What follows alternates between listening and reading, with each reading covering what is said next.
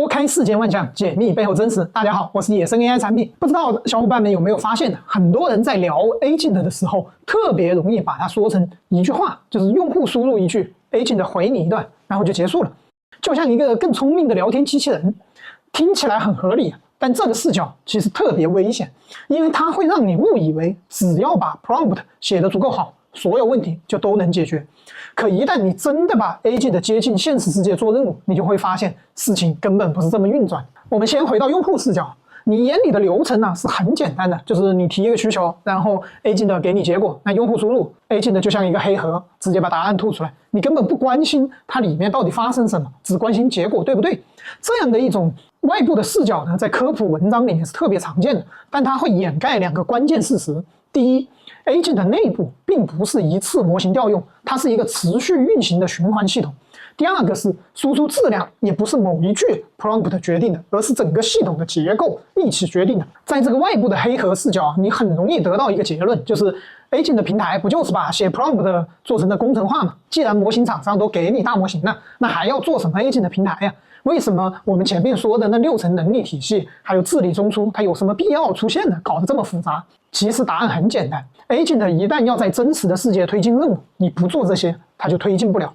我用一个特别生活化的例子，就比如说你对 Agent 说，帮我做一个国庆去日本的7天游玩攻略，路线要合理，预算要可控，每天不要太累了，不要弄成特种兵，最好有备选方案和注意事项，然后你期待 Agent 给你一个比较完美的路线规划。这看似是一个简单的问题啊，但你仔细想，你就会发现它有几个现实问题的特征。第一个是信息是不完整的，这句话中没有告诉 AI 你更喜欢关东还是关西，预算的上限是多少，到底是跟谁去，一个人去，2个人去，还是3个人去，出发的城市是哪里。第二个是外部数据一直在变化，航班的价格、酒店的预订情况、景点到底爆不爆满、天气的情况、交通的情况、营业时间，这些都不是固定的，而是会随着时间不断发生变化。第3个特征呢，它必须分阶段推进，你不可能一上来就把每天的路线安排到分钟，你得先定好城市和旅游的节奏，再排每天的路线，再考虑预定和备选。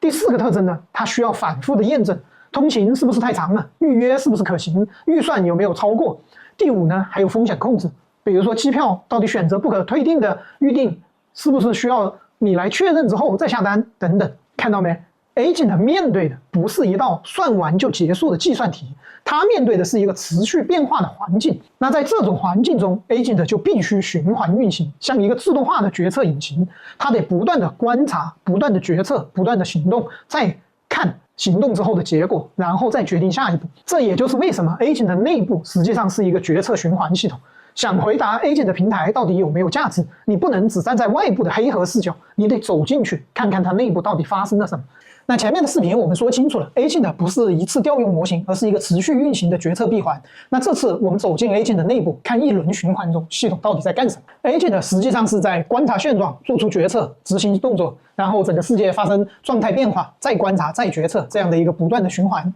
我们常常会用6步循环来实现这一个观察、决策、执行这样的不断循环。这6步循环每一轮都干同一类事：收集信息、上下文装配、模型决策、输出治理、行动执行、状态更新，然后回到下一轮。那我们来拆开看这6步循环中的每一步到底是在干什么。第1步，收集信息。很多人以为在调用大模型之前，最重要的是写 prompt， 但在 Agent 的系统里面，第一件事情其实是把这一轮决策需要的所有信息收集齐。否则系统每一轮都得重新猜测这个世界是怎样的，根本没办法往下做。那每一轮真正调用模型之前，系统面对的不是一个问题，而是来自不同来源的多种决策输入信号，它们归不同的系统管辖，更新的频率不同，合规的等级不同。如果把它们全部混成一段 prompt， 你就没办法做权限控制、生命周期管理、可靠性和成本预估。所以系统会把这些信息分成几类，像收纳盒子一样，每一类放在这一个格子里，形成一个临时的集合，叫上下文原材料池。那以国庆日本攻略这一个问题来看，整个的信息大概分成6类。第1类是人类的输入，这些信息是来自于整个 Agent 的系统外部，是任务产生的起点，也是整个过程中用来纠偏的力量。比如说，你会告诉 AI， 我到底想去京都还是想去大阪？我是亲子旅行还是情侣互动？喜欢城市还是更喜欢自然？在运行过程中，你有可能还会补充我的预算上限到底是多少，出发的城市是上海还是深圳还是北京，是否需要去购买一些东西，能不能每天做到早起。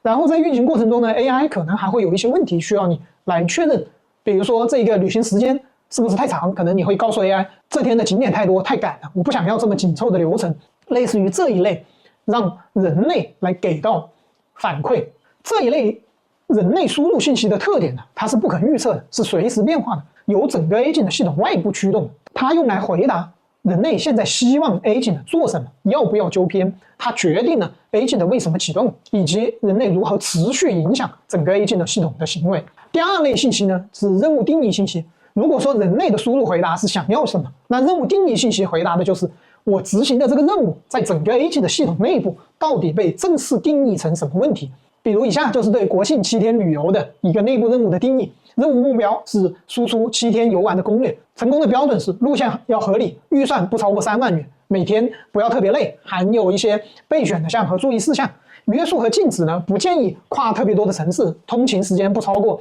10小时，避免一些红眼航班等。那执行的进度就是当前 agent 到底执行到哪一步了，现在到底是在选城市定节奏，还是已经进入了来排每日的路线。这一类信息它并不是知识啊，而是这一次 agent 要执行任务的一个契约性的表达，它用来回答这一次任务在系统里究竟算什么，做到哪个地步算作完成了。它确保了 agent 在多轮循环的运行中不偏离目标。第三类信息就是知识与记忆信息。agent 在决策的时候不可能只依赖当前的输入，还必须利用已有的一些资产。比如说我有旅行的知识库，它这里面包含了整个日本的交通方式、景点和常见的踩坑，有检索的最终检索过来的结果，那国庆在这些景点的人流、热门景点的一些预约规则，然后还有用户这边的历史偏好，之前跟 AI 曾经聊过，不喜欢排长队，喜欢慢节奏的生活等等。还有一些之前做过的经验案例，比如说做过去西安旅行的攻略，做去北京旅行的攻略，然后用户都特别满意。这一类知识与记忆信息，它是跨任务存在的，可以复用，有生命周期的管理，它用来回答我有哪些可以引用的事实与经验，在这一次任务中，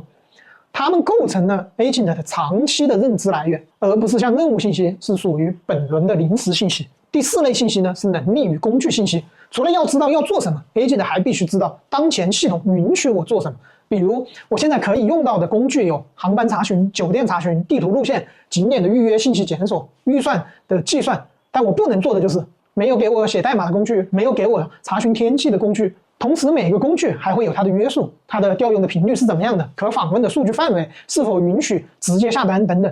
除了这个之外，还有行动的白名单，那到底是只生成建议，还是可以直接生成到那个订单的草稿，还是可以直接下订单？这一类能力与工具信息，它不是数据，而是 AI agent 所有能做的行动空间的定义。它用来回答 agent 在这个任务中允许用哪些工具做哪些动作，它限定了 agent 能采取哪些真实世界的动作。第五类信息呢，是环境与状态信息。每一轮循环执行完成之后， agent 做了一个定的动作，那么外部的世界都会发生变化，而这些变化必须要被 AI 感知到，从而能知道上一轮循环执行的结果。比如说已经查到了航班的区间、酒店的价格区间、地图的通勤时间、当前所用的资源状态、预算已经用掉了多少，剩余酒店还有哪些是备选的酒店。同时呢，它也要记录世界信息，比如说用户刚刚新增的必须去京都这条硬约束，然后整个任务的状态又增加了一个必须去京都的这个硬条件，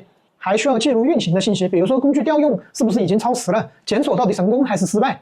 这一类环境与状态信息，它是有强时效性的，只服务于当前循环，回答这个世界刚刚发生了什么变化。第六类信息呢，是治理与控制信息。在企业系统中 agent 的行为不仅要正确，还必须被约束、被审计、被控制。权限的边界刚刚有说了，到底能不能直接下订单呢？是不是允许读取你的账号信息呢？能不能把你飞猪账号里面的之前历史订单给读取出来呢？还有成本与配额，到底是上下文要多长呢？这一次的任务执行允许消耗多少钱呢？